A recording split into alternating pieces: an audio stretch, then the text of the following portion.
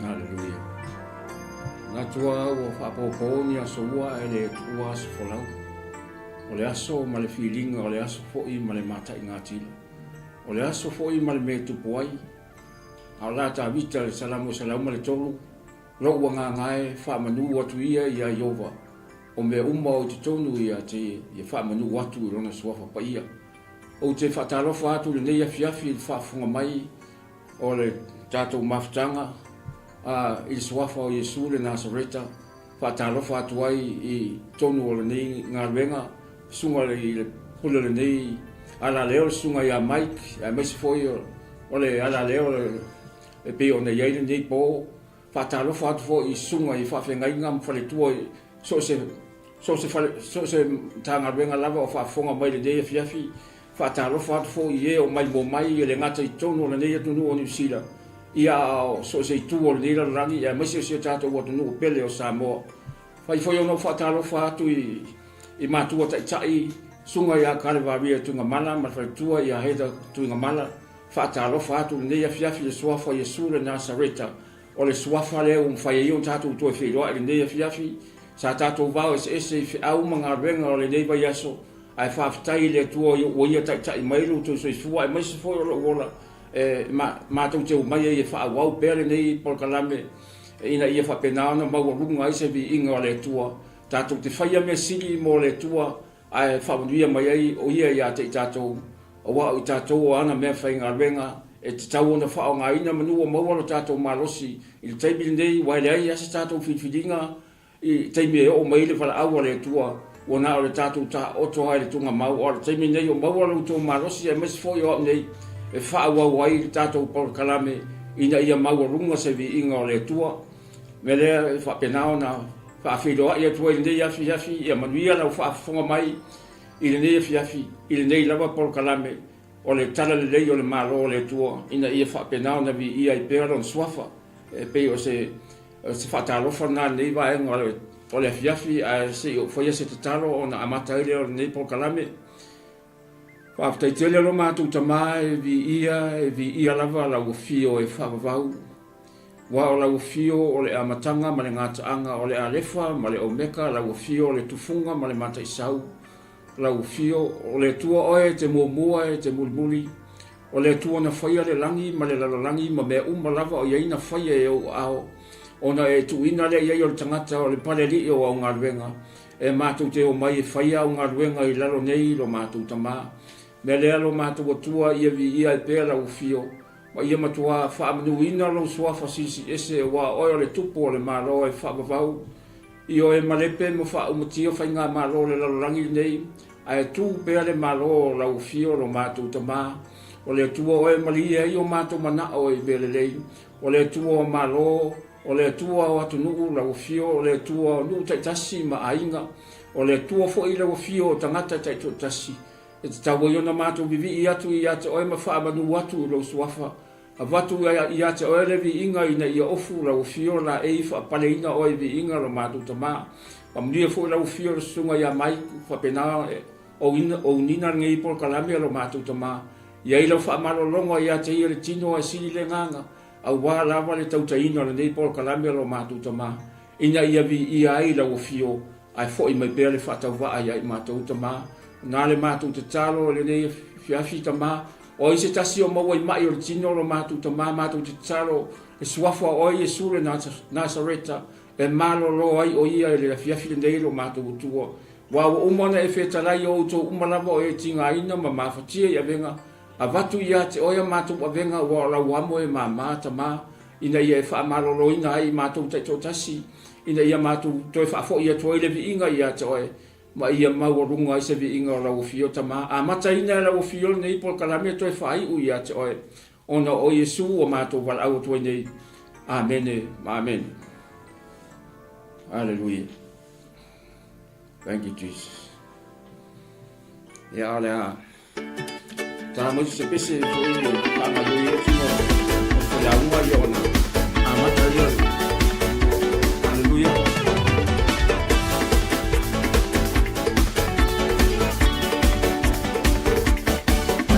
Oli, oli, e aquí, oli, oli, amami.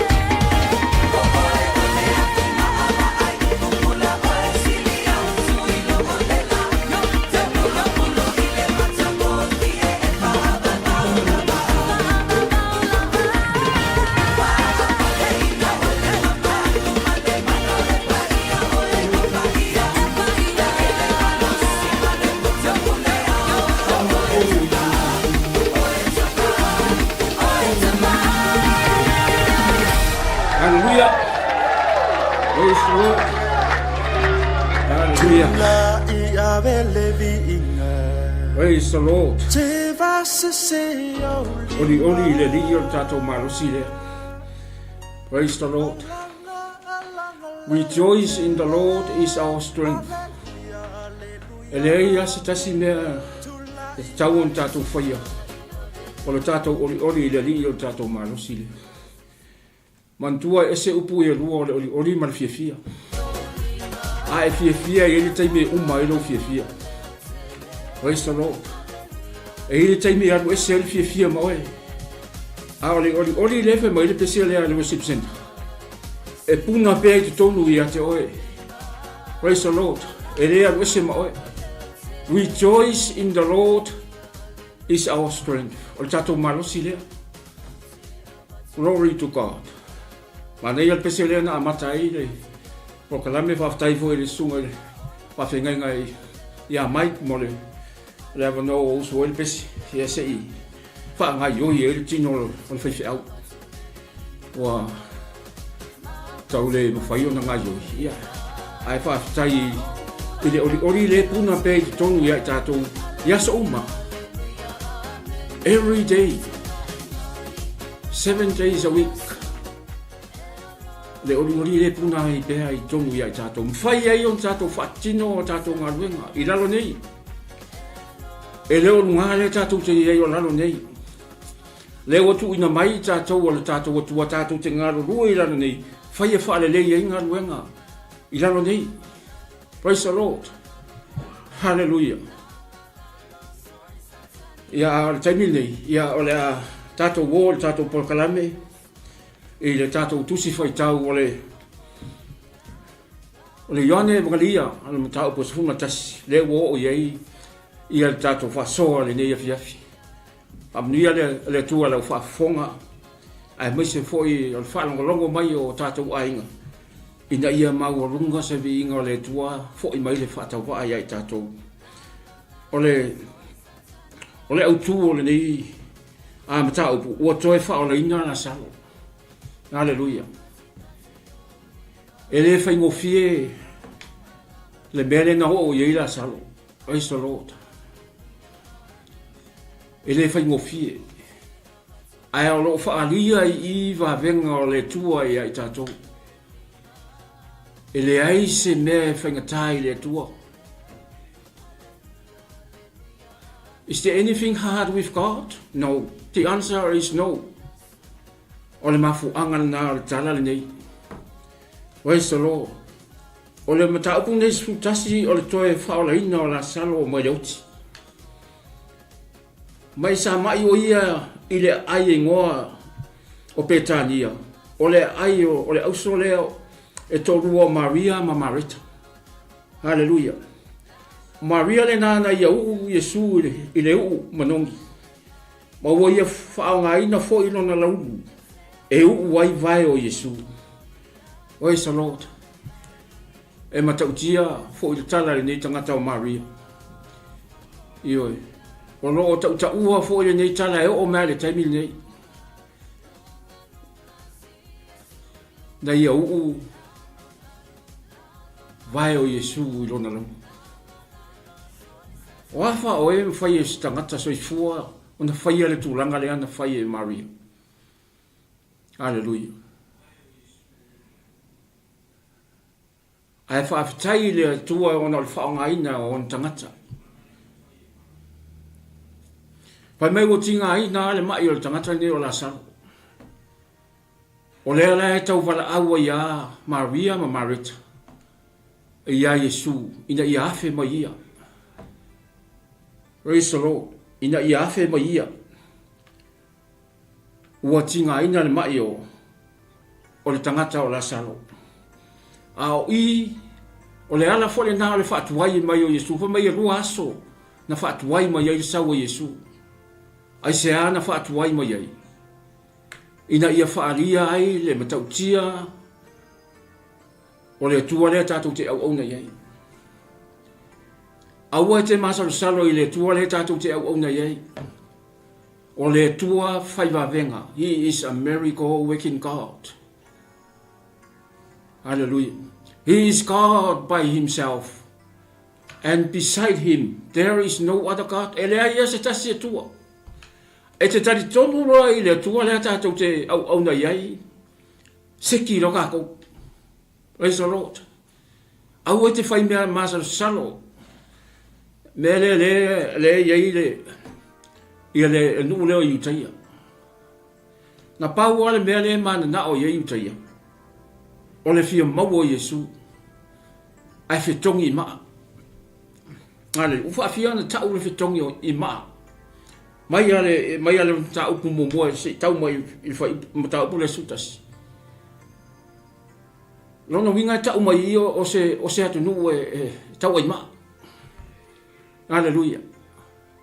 O se atu nuu pala ai. Na pawala le mele tau la mala mai utaia ina ia whitongi Yesu i maa. Ai le mwhaiona la tō whaia wae e mawhaia Yesu na whatau aso la tō mata. Ai oso ai tutonu i tangata nei. Praise the Lord. Langa o ia o le tua. O le alawa la e tau mwhai atu tangata ina ia whitongi o ia i maa. Ona o le wheitai ia te ia maranga misiona ren sau e whai. Hallelujah. O le mafuanga le na leina awina mai Yesu. Na sau e whaatino ala na misiona le toto sanga mare afa. Hallelujah. O le tusi fole nei o IOANE e mangalia. O lo sau wai ana whaape uma na whaie. Ana whaape uma na whaia me uma ia na whaia Yesu. Ma tusi pa ia. E le ofi le lalangi. Hallelujah. Praise the Lord. Ai vai o le tala a Yesu le na whai mai. Ia Maria ma Marita. O lo moe o ia. Hallelujah. O lo moe o ia. Mantua le leia i tātou tangata ua faaolaina. O ia talia ina Yesu le li o le ola.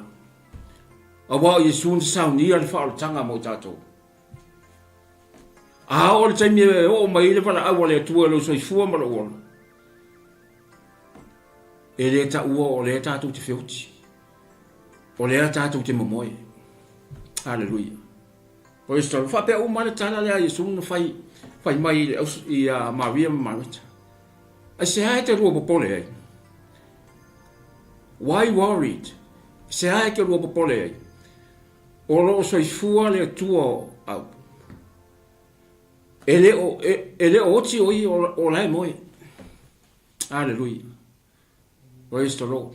Whai mai le o lan tala i ona so. O le waru e fufangu o ia i lunga. Hallelujah. Praise the Lord. O le tua whai wavenga. O le tua wha malolo. O le tua mai wawau e o le wha wawau. E le ai se tasi e tusa maia. Hallelujah. Praise the Lord. Thank you, Jesus. O na ave leo le avea ia Maria ma Marita ia Yesu. O whape atu. Yesu o whaasolo lava ina tinga ina lau wō o Lasalo. Whai mai ua whaafonga ina Yesu le wala au. A teine ia e tōrua. Mai le tali e Yesu ia Maria ma Marita. O le mai na ele iu ina oti. Ai toi tū mai. Hallelujah. Ele iu ina oti. E ui ana popole teina ia e tō lua. Mai ele o toi mamao na oti lea. Awe mai le tala Yesu. Ele iu ina oti le mai na o Lasalo. Hallelujah. Praise the Lord. O e o whaafonga mai le neia fiafi. O le mea lea le popole o mai ai tātou. Tau wau ai ina sola lo tātou wha moe moe. O sola ai mamanatu o le tangata. E wha pena foi, e wha tusa le leia le mai o Lasalo. Ia i tātou foi ma tātou whanau pea ai atu walata mai le oti. Praise the Lord. Ave ese le popole ia i tātou ai whaise te talo. fai mo mo se te talo le tamama le tina ona ave le mai I fai mai so Lord hallelujah ai ava ese ia I tātou le popole pe o le popole o tene ia hallelujah praise the Lord ava ese le popole ia I tātou o e o whaafafonga mai le nei fiafi o le mea le nā o whapena o na le vesi e le lalorangi o le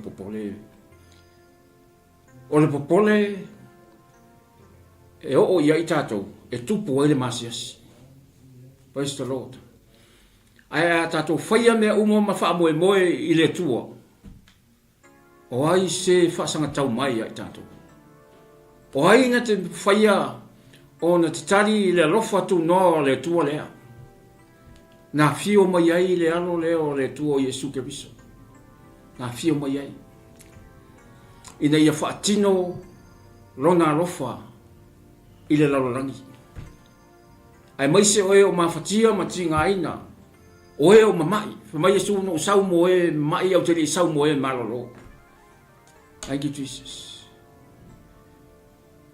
na sau Yesu moe mamai o ai fo I se tasi o lo mau I mai o le tino I le fiafi nei o Yesu le tali o ia le tali he is the answer of our needs o ia tu tali mai taimi e te wala awa tuai a te ia e nā te whaafonga ina a le whai mai Yesu na sau moe mamai e le sau moe malolo thank you Jesus hallelujah o lau whaafonga mai le nei fiafi e vi ia ai le tua ia ai le swafo Iova hallelujah o ia e mua au muri au ia I tātou I mea umalava tātou te o iai thank you Jesus ua malo a le mai o Lasalo ua o mai ai le popole I teina ia e tō lua le ai se wha moe moe a o le tāfo tātou wha moe moe o Yesu Keriso praise the Lord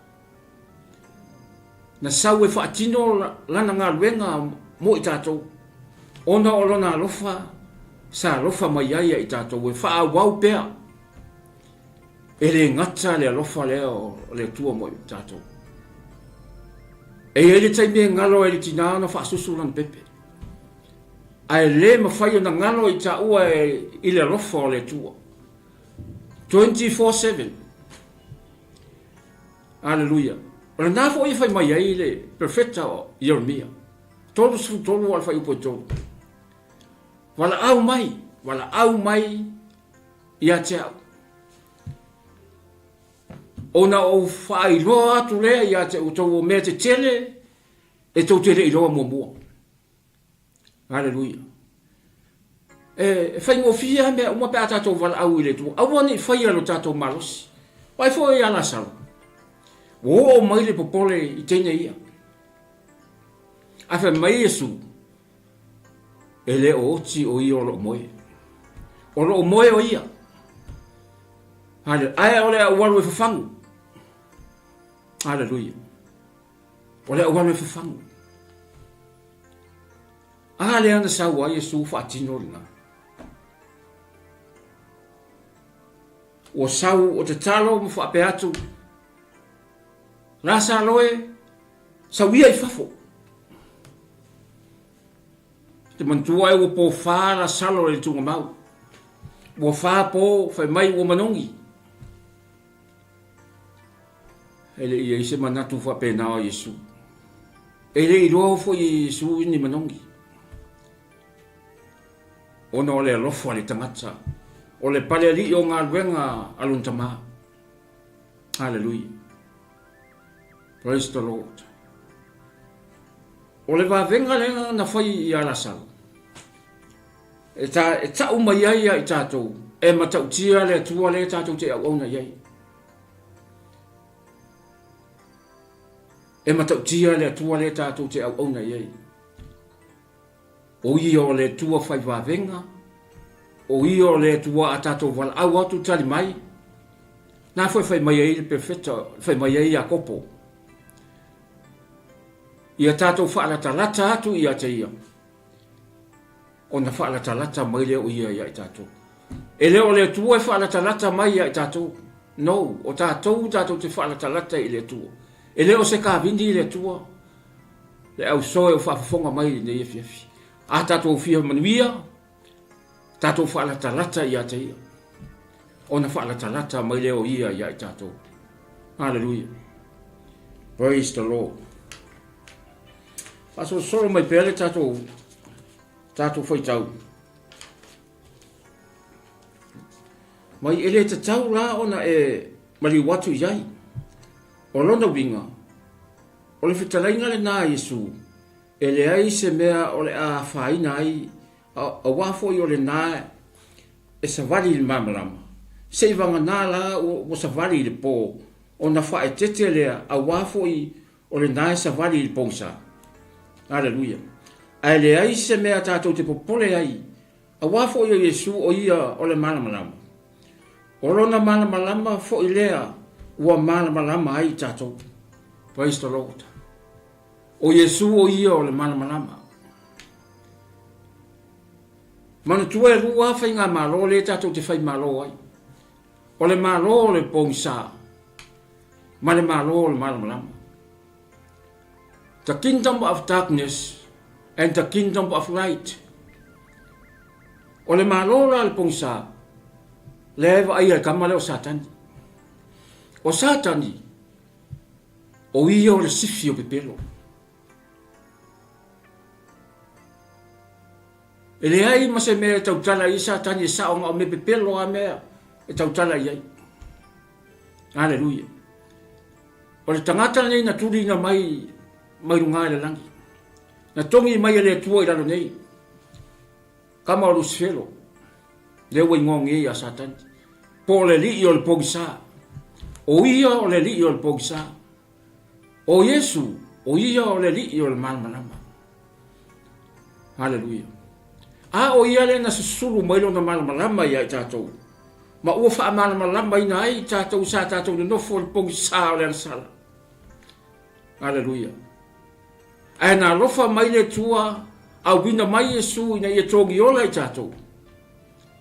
Au mai le tangata sa nofo le pogisa o le ansala. Wha nofo le malamalama o Keriso. Hallelujah. Praise the Lord. A whai o e whaafonga mai le fiafili nei.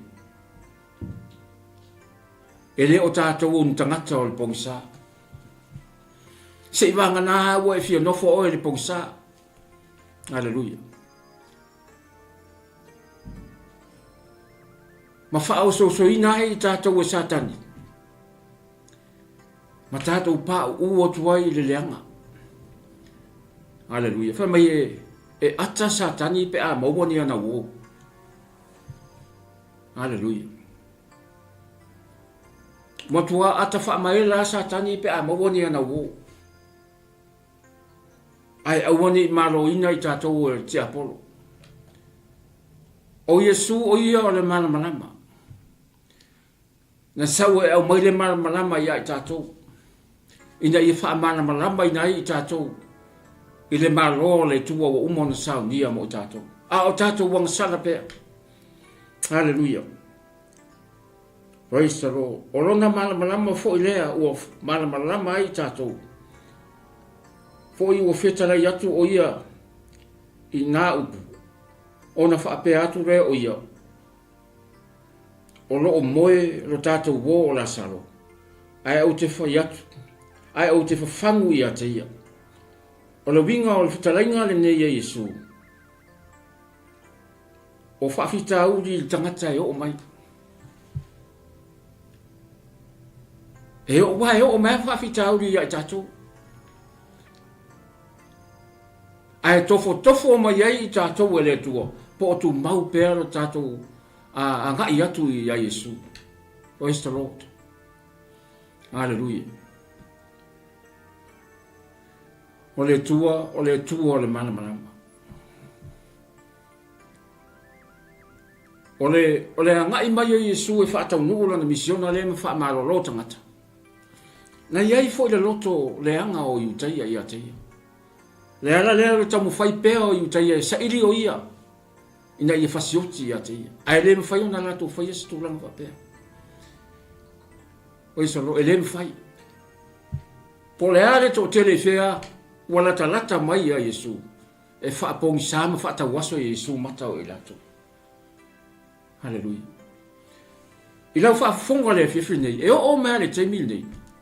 O lo le tali tonu pea le to tele o 𝚘𝚎𝚎. O Yesu o la lato Mesia. E o mea le teimi nei. Praise the Lord. A leo te tau ia te oele upumoni. O Yesu wa le tatou olo, le tatou marua papa, o le tatou lafitanga o ia. O a lava whaafitau ia sau mai luma, sau mai tua. E le ai se mea tatou te papole ai o lo soi fua le tatou tua. O ia o le tatou lafitanga i matangi mawha. A wae o mai mea ia i tatou. Praise the Lord. E o mai lo longa ma tsunami o mafui o mea umai e o mai. A fe mai lo Yesu i na whaaya e i runga o tau. Praise the Lord. Whaaya e i runga o tātou. Ai awa tātou te momoe. Praise the Lord. Ole mafu angal na ole fio mai o Yesu e whaatino na mission. Ma ia whaalau tele pel fe au ole marolon tamana sawai. Pau wale ole fe au numero tasin sawa Yesu. E tele fe au. E tele mau fe au sawa Yesu. Fai. Wha maroloe mamai wha pula ta waso. Oe na feoti to tu mai tu ngamau. Ma le tele o le mau mea lefe mai anga umana tusi mea ia le tusi paia. E le ofi le lalorangi le tele o mau mea na whaia Yesu. Ai le o tusi o mai tusi paia. Tusi le. IOANE. Praise the Lord. Ai o sau e whaatino nisi mea. Ina ia tātou tonu o i pēr o ia o le Mesia. Hallelujah. Na sau ta pena mai o langa i lo langa mawalalo. Ale na saufa na o il fale o manu. E ia se tasi o walo mo sa fo i fa na o fa na o fale o manu. O le lumo na. O le lumo na o tatou e o mea le oti o tawal awi tamata. Senga o ya fa ngaulo o tali i fale o manu o al mangongi ia. Praise the Lord. A le fale foi o manu le na fana o Yesu sa ele ma malu le tua. Sa ele ma malu le tua il fale le o manu. E uia na manongi le anga. A le mafu anga nana sa o Yesu sa u le loto mawalalo. Na sau tango le Yesu loi ma le apa fano. Mawalalo ia. Ai ngalo ia i tatou o Yesu le tupu. O le tupu o le langi, ma le langi. He is the King of Kings and the Lord of Lords. He is the Savior of the world. Our soon coming Jesus. The King of the universe. Hallelujah. Praise the Lord. Praise the Lord.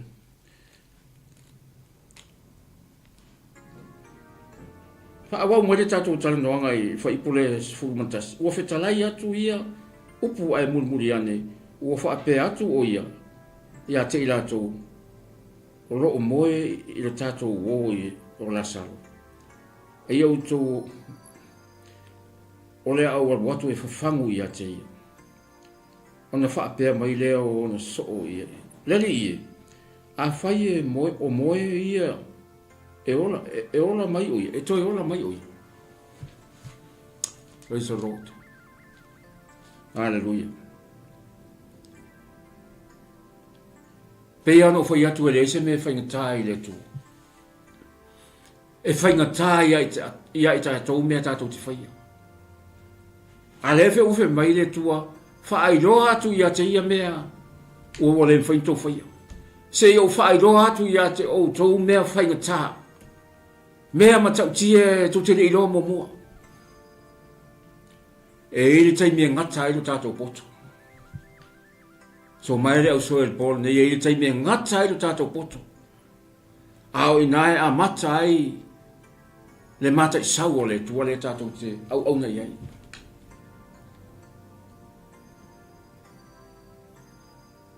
O le tua o le fuafuanga. O ia o le tufunga ma le mata I sau o mea uma. O le alefa ma le omega. The Alpha and the Omega. He is the way, the truth and the life. No one comes to the Father except through him. E le whaasa sao ana tata watu tata woro I le tua, le ai tata te o ia Yesu. A leo whe mai Yesu o ia o le ala, upu moni ma le ona. Praise the Lord.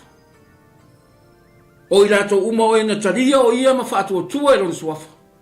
A watu roi a te ia manuia. Hallelujah. Praise the Lord. Le tangata sa whaatu o tua i a te ia. Le tangata na taria Yesu le li o le ola. O ia na sao ni ia le whaaolotanga mo I tātou. A o tātou wanga sala pēa. Praise the Lord. E le ai se tasi e tu punga whaatasi mai ia. Hallelujah. Le ala na le tuli mai o le tua, tongi mai e le tua o satani I lalo nei. Le anga u fia si ia ero na nofo ali I lunga atu. O le nofo ali I o le tua.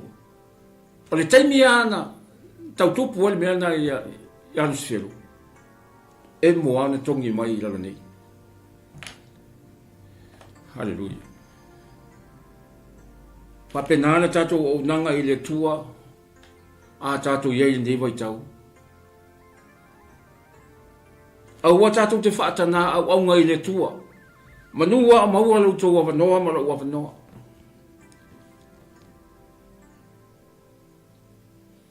Wai ala Lasalo len toi whaatu mai Yesu ua po whaare tunga mau. Hallelujah. E mawhai esi tangata soifua toi whaatu mai se siwoti. Praise the Lord. Nothing is impossible with God. E le ai se mea e whaingatai le tua. O tātou, o le tele I o whawhitau le whengai mai tātou. O kau whika soro le mea ma le mea. I o tuku whesili fo I la mona. O lea ele mea o tupu I atea. O lea le mea o tupu I atea utou. O sola I manatu o le tangata. Le ai se wha moe moe ola I le tua soifua. Ai ale fio mo Yesu le nsau. Nsau ma le mauti noa ina ia faaolaina o ma. A wafo ia na le ai le fio mo Yesu mo maliu I Kalevavia. E le ai so tava noa I le ola e whavavau. Le au soe. Whafonga mai ne fiafi. E le ai so tātou wawa noa I le ola e whaavavau o saunia mo I tātou. Mai na uto e whaamanatu o tu fo I le au whaafonga le polo nei. E o whaalongolongo mai nei polo kalame. E le o ko meki umona tātou wo I le ola e whaavavau. O te whaairoa atu pēr ma o whaairoa atu pēr nei. Le ai nei te ue whaapēr le ai wai o ko meki no walu le ola e whaavavau. Na oe ana talia o ia ma whaatu o tua e lona suafa. Whairo mo ia le ola e whaavau o umona saunia mo tātou. A le toi tau tala fo ia Yesu. E tele mea na nofo ai o tau le maota o la utama. Ana le ai se manua o waru e sauni se mea na nofo ai o tau. Ai awa tau te popole o umona saunia. Praise the Lord. Wa uman sauni e le tua le mauta mo tātou. Thank you, Lord. Thank you, Jesus. O ia fo ia to ai le au pe au mamaru o le sami. Alenga malu o sami na fefefe le so. O fefefe o me ai o sola manatu. Le ai se fa moe. O le ai se fa moe le so. O le vanga fe o ai mai Yesu le so a fefefe para ai. Le lava le fa tua. Hallelujah. Ai ata to fa moe ia te ia. O ie tali mai o tatou mana. Hallelujah. Praise the Lord. Awa le se tasi e tufa maunga. E hangi fo le matangi sae masifo matu masaute. Hallelujah. E ho mai fefefe ma le atu tu vale ia i tatou. E alenga fefefe le oso. Me mai Yesu e la titi to fa tu tua. To te fa tu tua i titi. Ma toi malu o sami. O ie to ai le o pe au ma malu o sami. So a le nga malu sami inga o fefefe le so. Ai fa ali Yesu va venga.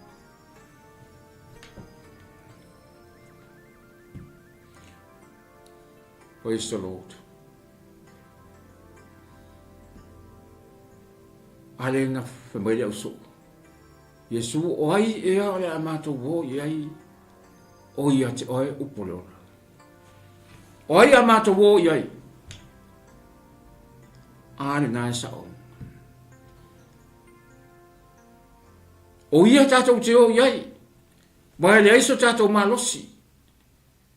E o mai te mi tatou te vai ai. O le aise mea tatou te mawhaia. E toi wha popo mai le tua le malosi e ia e tatou. I sei e fast furu al whai poto sumatas.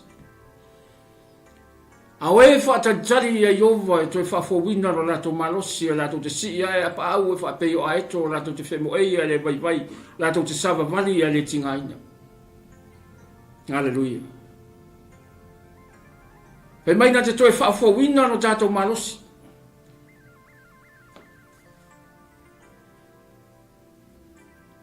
O le ale mamaora wae no maunga tato te malosi a. Aisea la tato te wha ta jari e Iova. O lale umi alau savaringa pe te savali nei e tau i o tarai ke le vai. Le hei se mea tatu te vai ei. A o e whata jari e Iova e toe whafowina ro lato malosi. O ia na te au mai ale malosi ai tatou. Na te whafowina ro tatou malosi e whapei o le eto. Hallelujah. Praise the Lord.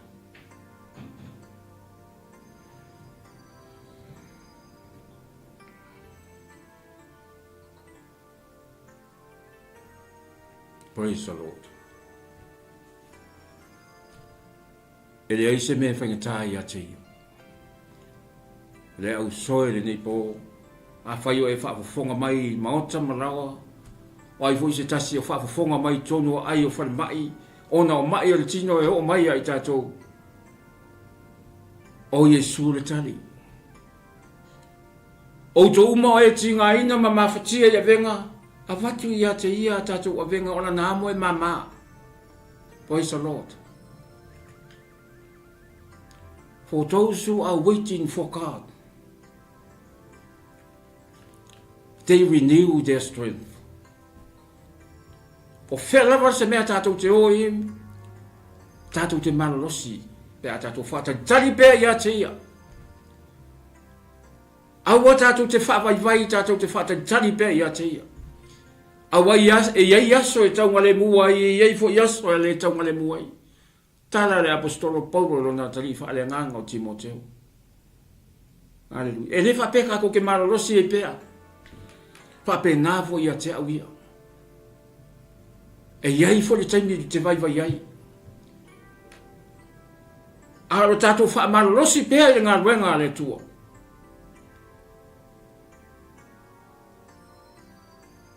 e le vale so tātou tau i le langi. Praise the Lord. Aua tātou te whaawai vai le ngā ruenga le tua. Le au soe, o e o whaafonga mai ne ia turou. Walata lata le fio mai o Yesu. Oa i whai te toa alo na toi fio mai.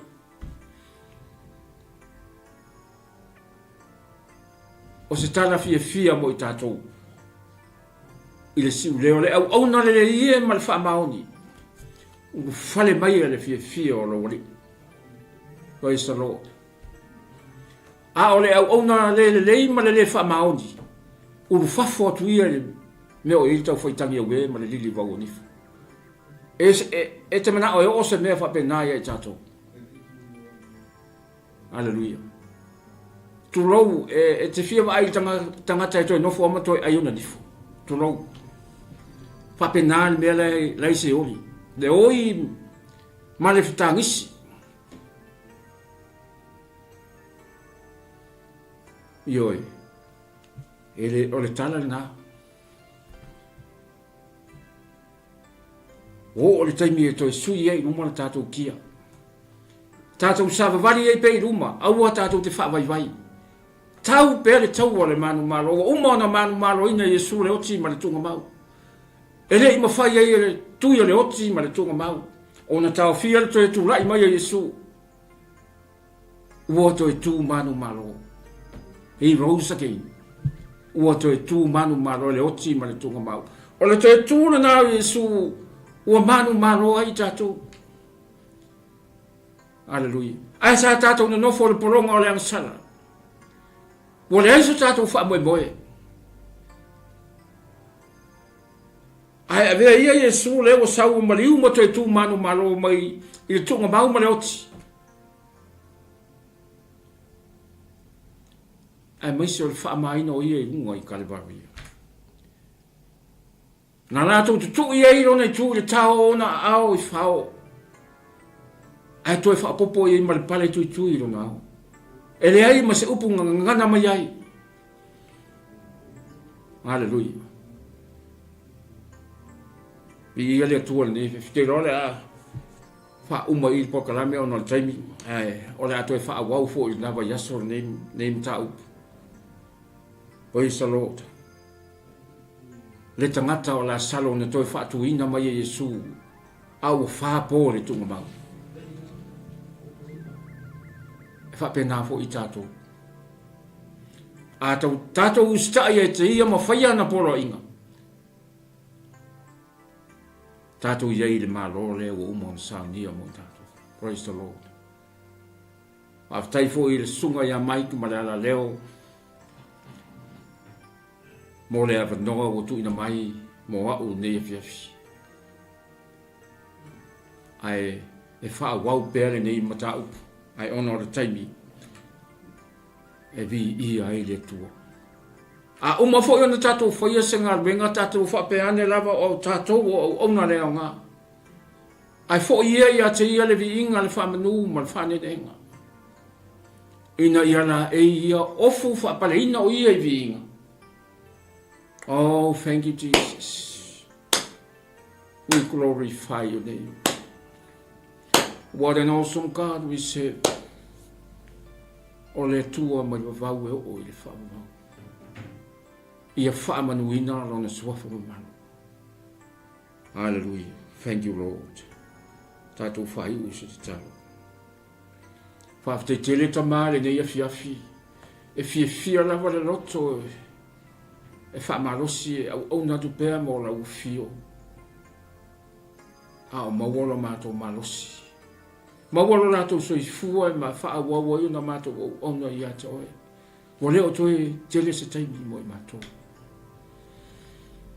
Ua lata la utoe fio mai. Ai le lei ona e fio mai lo mātou tua. Lo mātou wale Yesu. A o mātou ngaro rue pe whaia lau ngaro e. E le aisa mātou filfilinga e toi whaia le tunga mau. A le taimi nei o maua lo mātou wora e mātou te whaawau e pe ona au nātu i ata oe. I aso e taunga le mua I maso e le taunga le mua I soifuanga. E ho o mai ai mātou. O mea ia e tofo ina ai mātou lo mātou ta mā. Ai mātou sawe wali pēa. Aua mātou te whaavaivai rau ngā ruenga. Hamanuia lau fio ie o whaafonga mai ne fiafi. Hamanuia nei o mātou mātua te tai le apostolo ia Kalvaria tuinga mala malwhaitua ia heta tuinga mala. Sunga I whai au mo whalitua o la te tasi o la mātou ngā ruenga. Ai maise o e kālesia kerusiana uma o tāpua I atu I ata oe. Sunga I whawhia ngainga mo whalitua. Ia whaamanuia atu lau fio ia I atou. Oh, thank you, Lord. We glorify your name.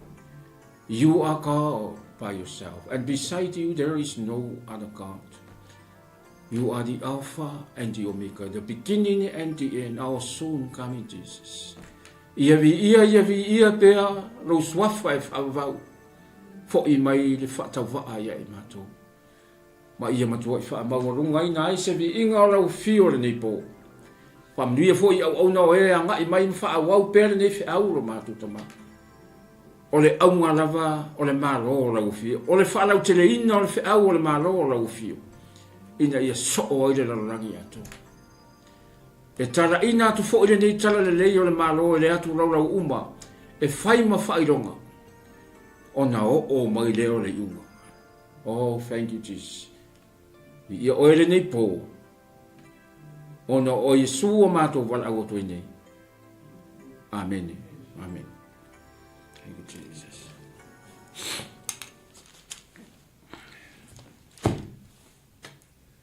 Hallelujah. Mai nei po. Teimi fo I o māloronga whaamanuia le tua I māloronga nei po. Ona o Yesu. Amen.